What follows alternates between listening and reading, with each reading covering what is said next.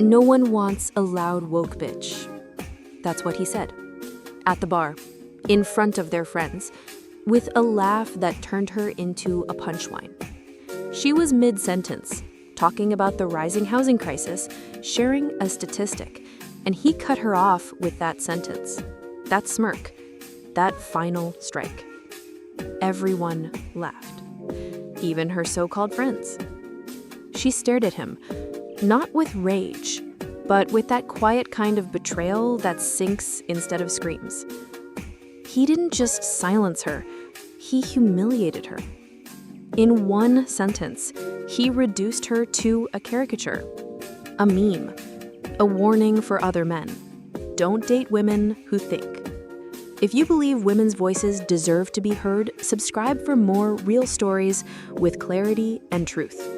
Only on iStory.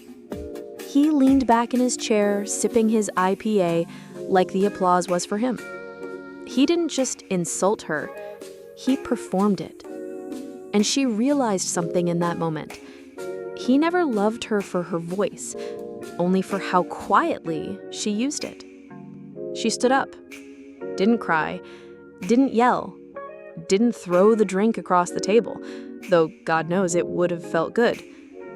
She just grabbed her bag, looked him straight in the eye, and said, "You'll remember this moment, when the world finally hears me and you realized you were the one who stayed small." Then she walked out of that bar, out of that relationship, out of that version of herself that needed his validation.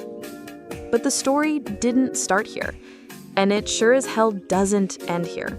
Because before the headlines, before the cameras, before the day her name was trending for saving lives, she was just a girl in the back of a classroom, raising her hand while everyone rolled their eyes. And no one listened. The first time she was called too much was 13. It happened in Mr. Reynolds' 8th grade history class. They were discussing civil rights, or rather, reading from a textbook that treated protest like a polite footnote.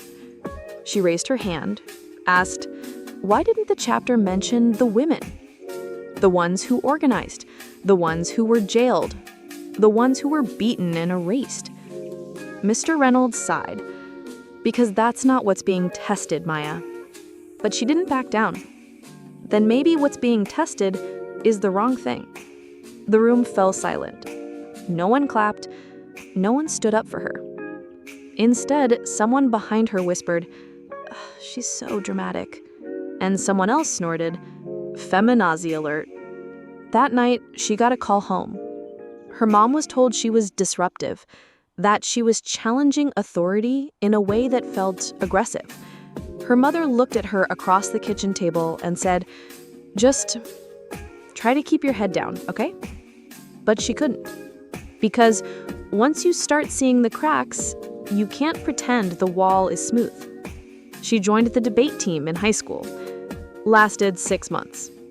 The coach liked her fire until it made the boys on the team uncomfortable. Tone is just as important as content, he told her. You come across as angry, even when you're right. So they sidelined her, gave her the closing statements, the polite summaries, the thanks for listening roles. Then came senior year. The dress code protest. It started with a post she made on social media. Funny how girls get sent home for distracting the class, while boys get to learn without ever being told their bodies are problems. It went viral, in a local kind of way. Parents emailed the school. Girls joined her, and then she got suspended. Not because she swore, not because she skipped class, but because she incited unrest. At the board hearing, they didn't let her speak. She wore a shirt that read, "Too much for who?" They said it was inappropriate. She was escorted out. That was the first time she saw her photo in the local newspaper. Not as a student, not as a leader, but as a problem. "Teen disrupts district harmony," the headline read. Her guidance counselors stopped recommending her for scholarships. Her friends stopped texting back. And boys? They just started calling her names. Louder now. Woke bitch. Loudmouth. Always looking for a fight. She kept speaking anyway. Not because it was easy, but because silence tasted like betrayal. She told herself, I won't shrink to fit the frame they built for me. But deep down, she was tired of always being the one who noticed, the one who cared, the one who spoke and paid. By graduation, she had a folder full of detention slips and exactly one college acceptance letter. It wasn't her first choice. It wasn't close, but it was out. Out of the school, out of the town, out of the place where her voice made her a target. She packed up her bags, hugged her mother goodbye, and promised, one day they'll be proud they knew me, not because I was quiet, but because I wasn't. It started with a spreadsheet, a quiet document, shared internally, circulated in whispers. She didn't create it, but she signed it. That was enough. Maya had been working at a mid-sized nonprofit in the city, a job that paid just enough to cover rent, groceries, and the occasional thrifted blazer. She loved the mission, justice through access. It sounded noble. It sounded like her. Until she realized the men in the office, even the ones with less experience, were being paid more. A lot more. At first, she told herself to wait, to prove herself, to keep her head down long enough to get promoted. But then a younger male coworker was made team lead over her. She had trained him. That night, she opened the spreadsheet, added her name, her salary, and her title. The next morning, her inbox exploded. HR called it a breach of internal confidentiality. Management called it divisive. Coworkers stopped making eye contact. By Friday, she was gone. Not a great culture fit, they said. The story might have stopped there, but she posted about it. Just a tweet, one sentence. Funny how speaking up about K-equity gets you labeled difficult faster than stealing credit ever did. It went viral. 200K likes, 1.3 million views. And then the backlash came. The internet didn't just disagree, it devoured her. They called her entitled, accused her of clout chasing, said she should have been grateful she had a job at all. One anonymous account posted a screenshot of an old college photo with the caption, "Would you pay her more?" It was cruel, unnecessary, and retweeted thousands of times. Soon, job interviews stopped calling her back. Employers Googled her name and passed. Even old friends distanced themselves. "I just don't want to get caught up in anything," one texted. Her name became a warning, not because she lied, but because she spoke. One night, alone, in her tiny studio apartment, she stared at the ceiling and whispered, "Was he right? Was I really just a loud, woke bitch?" She didn't eat for 2 days, didn't leave the apartment for 4. The phone stayed silent, no calls, no support. Just the echo of her own voice in a world that had turned the volume all the way down. Then the memes started. One of them showed her face photoshopped onto a megaphone, captioned, "When HR says no, but you want Twitter to say yes." People laughed. She tried to ignore it, but it stung. Not because she couldn't take a joke, but because she was the joke. She applied for over 60 jobs, no replies. At a certain point, even she started to hesitate before speaking, started wondering if the world would ever let her exist without fighting to justify herself. Her mother called. "Maybe it's time to try a different approach, Maya." But Maya had only ever known one approach: tell the truth. even when it costs you, especially when it costs you. She turned off the notifications, stopped checking hashtags, and tried to heal. But something had cracked. Something that wouldn't mend until her voice stopped being a liability and became a lifeline. The eviction notice was taped to the door. Pink paper, bold font, 3 words in all caps. Final 3 days. Maya stared at it, didn't tear it down, didn't scream. She just sighed and stepped over it. Like shame was something she could no longer afford to carry. Inside, the apartment was cold. The heat had been shut off a week ago, so had the Wi-Fi. She boiled water on the stove to wash up, read books by flashlight, ate canned beans with saltines. This wasn't poverty porn. This was her life, the consequence of integrity. She had $27 in her checking account, 3 resumes out, 0 callbacks. Her phone rang once that morning, a scam number. Even the bill collectors had stopped chasing her because you can't squeeze juice from a stone that's already dust. She sat on the floor beside the window, wrapped in a thrifted blanket, held a copy of Women Who Run with the Wolves like scripture. The silence felt different now. Not peaceful, not punishing. Just there.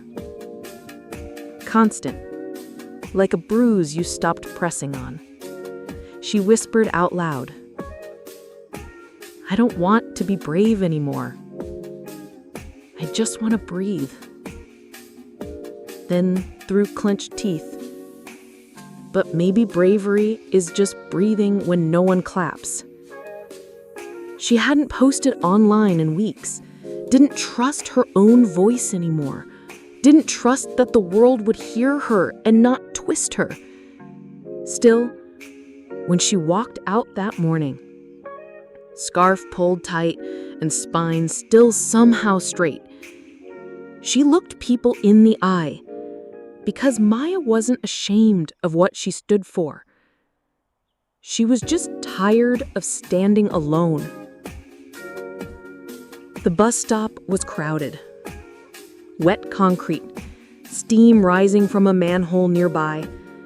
She stood behind a mother with a stroller and a man in a business suit checking his watch like it owed him something. She was halfway through reading a flyer someone had taped to the pole when she heard it.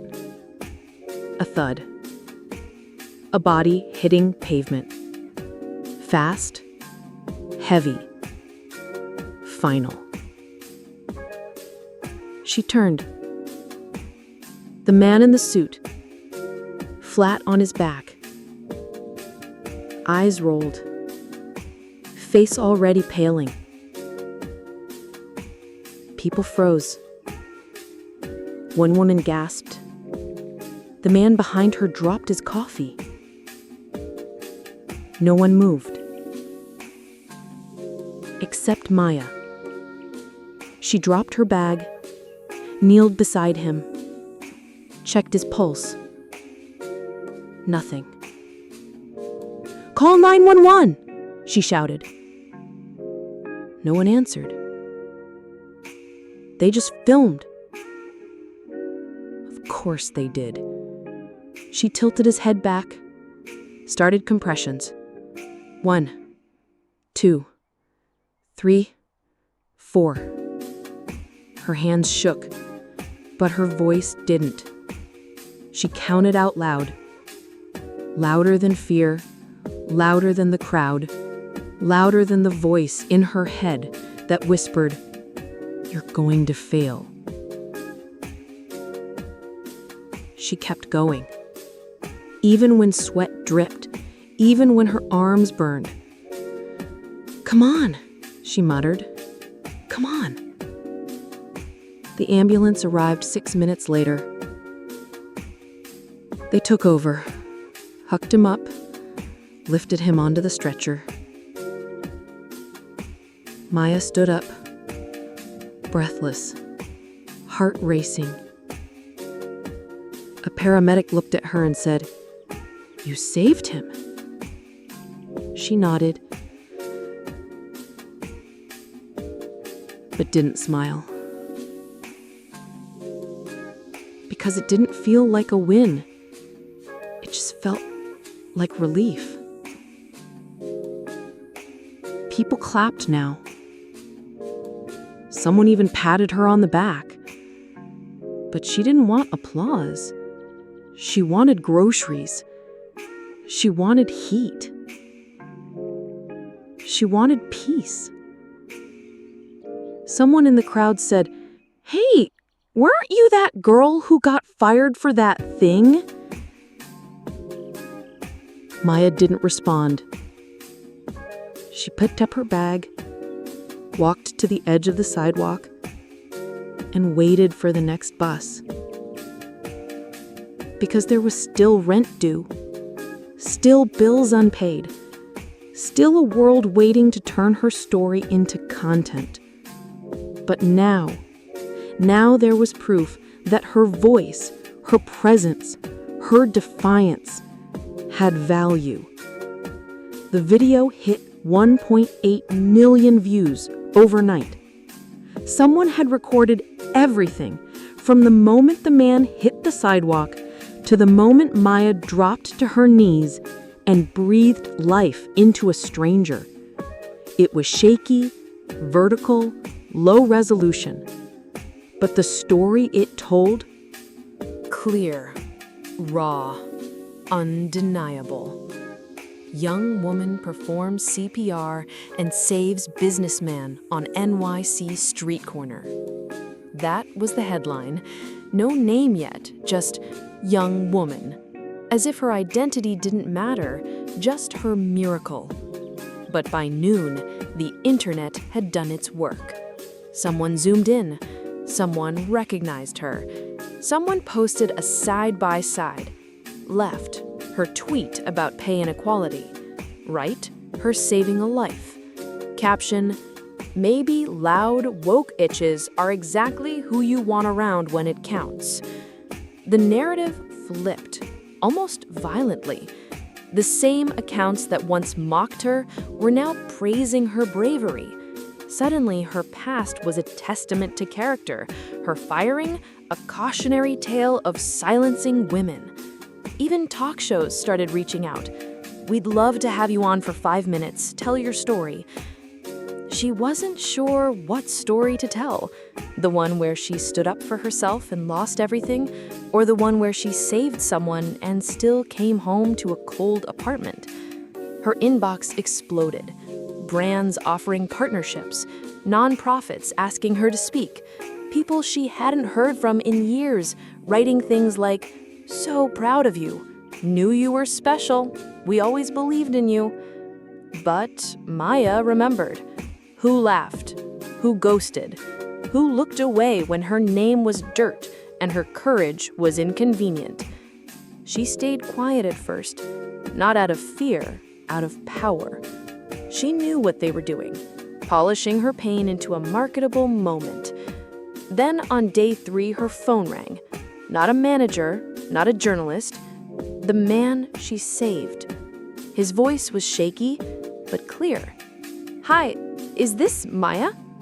"Yes," she answered. "I just wanted to thank you. I didn't know who you were until I saw the footage. You didn't hesitate." "No, I didn't. You gave me a second chance." She paused. "Good. Use it well." He offered money. She declined. He offered connections. She paused. "Actually, there is something I need. Anything. A platform." And just like that, her voice was back in the room. But this time, people wanted to hear it, not because it was louder, but because it had proof behind it now. It had saved a life. She wrote a post that night. No hashtags, no filters, just this. "They mocked me when I stood up for what I believed. They ignored me when I asked for fairness. But the moment I made the world stop, they finally listened. Don't wait for applause. Be the person who acts even when no one's clapping. She hit post, then shut the laptop, sat in the silence. Same room, same broken heater, same unpaid rent. But different woman. Because now the world couldn't pretend she didn't matter. He was in his apartment when he saw it. A friend had texted the link with a single line. "Yo, isn't this your ex?" He clicked. There she was, front page, side profile, kneeling next to a collapsed man. Chest compressions, sweat, focus. Then cut to her name in bold font. Meet Maya Sullivan, the woman who saved a life on 6th Avenue. He froze, because the last time he said her name out loud was as the punchline to a joke. She thinks she's gonna change the world. She can't even change a tire. His friends had laughed. She had left. And now, the world wasn't laughing. The world was listening. He opened Instagram. Her face was everywhere. Inspiring quote cards, filtered headshots, clips of her walking out of a news studio with poise and fire. She wasn't trending for drama. She was trending for dignity. She had done interviews, podcasts, spoken word panels. Everywhere she went, she told the same story. Your voice matters even when the world punishes you for using it. But she never mentioned him. Not once. And somehow, that hurt the most. He scrolled through the comments. A real one. We need more women like Maya. She's who I want my daughter to become. And there he was. Just another man with a screen and silence. He typed. Deleted. Typed again. He wanted to say something. Anything. I'm proud of you. You were right. I'm sorry. But none of it felt enough. Because apologies don't rewind time. They just echo inside the person they were too late for. He opened an old folder. Found a picture of them. She was holding a protest sign. He was beside her, hands in his pockets. He remembered that day. She had just finished yelling through a megaphone. He told her afterward, "You sound smart, but it's not cute when you're angry." She hadn't responded. She just looked at him and started packing her things the next week. He closed the folder and whispered, "She told me who she was. I just wasn't listening." Across town, Maya sat in the green room of a local TV station. They were prepping for her next interview. The producer offered her tea, said, "You're an icon now." She smiled politely, but didn't believe the word. Icons don't sit in cold apartments.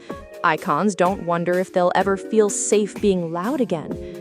But she nodded anyway, because maybe she wasn't an icon, but she was proof.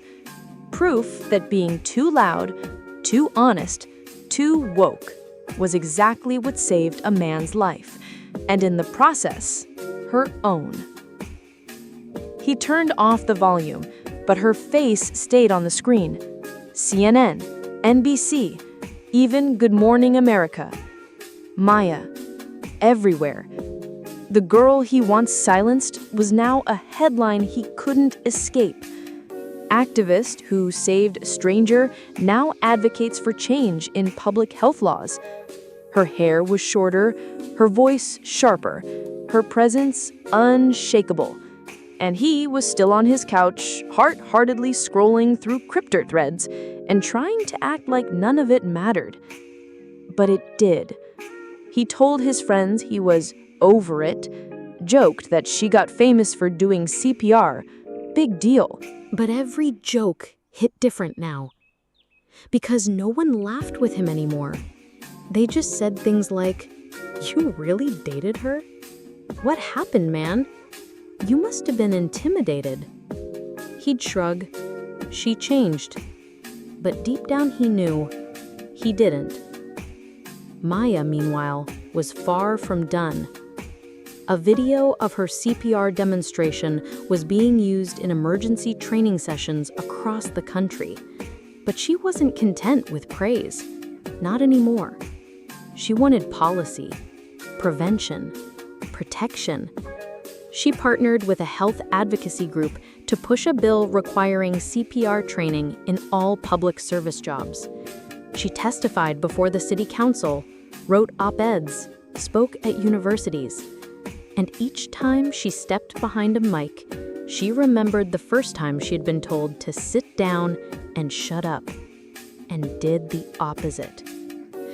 During a Q&A at one of the town halls, a student asked her, "How do you stay strong when people don't take you seriously?" She smiled. "They don't have to.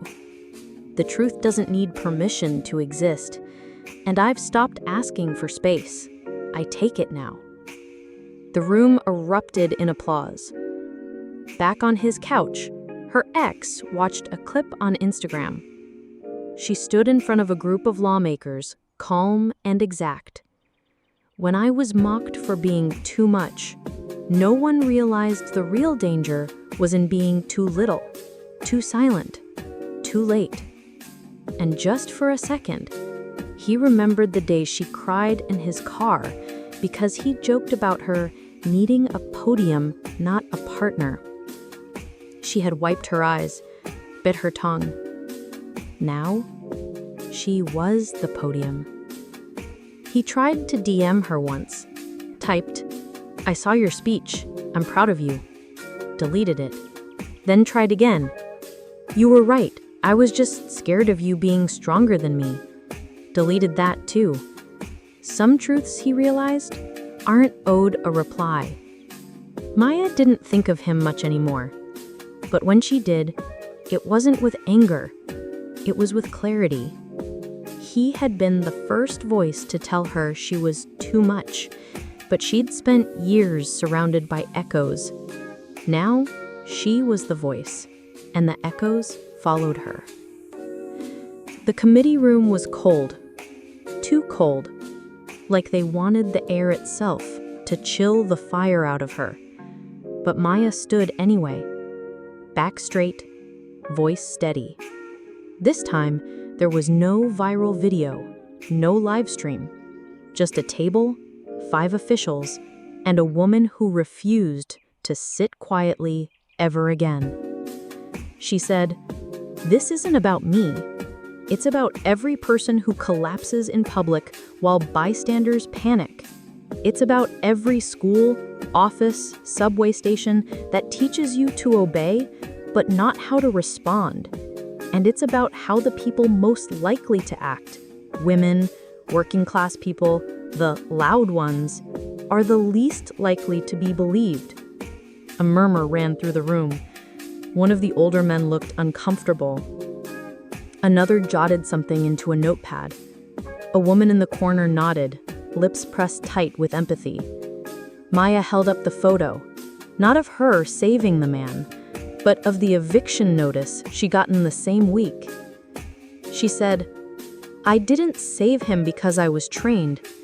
I saved him because no one else moved, and because I've lived my entire life not being able to afford to stand still." She let the silence sit, then added, "We can't wait until a woman saves a life to decide she's worth listening to." After the hearing, a young woman ran up to her. "You gave me language," she whispered, "for everything I was too afraid to name." Maya touched her arm gently. "Now use it." The bill passed its first reading. Mandatory public CPR training, funding for workshops in low-income neighborhoods, protection for whistleblowers reporting health safety violations. It wasn't everything, but it was something. Proof that a voice, once called disruptive, could rewrite policy. Media outlets tried to spin it. Some praised her, Some said she was turning a lucky moment into a personal crusade.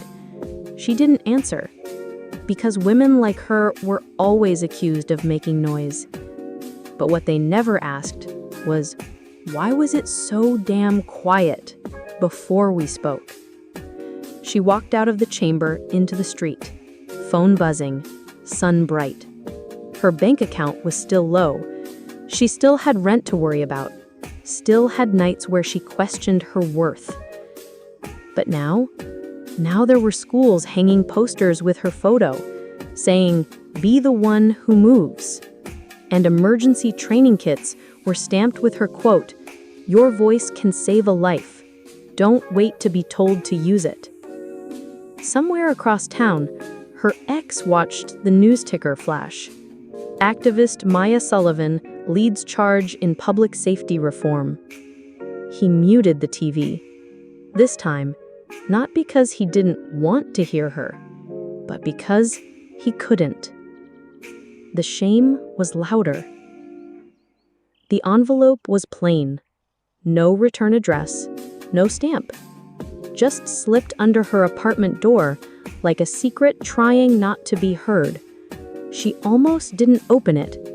Thought it might be another request, another media pitch, another think piece wrapped in flattery.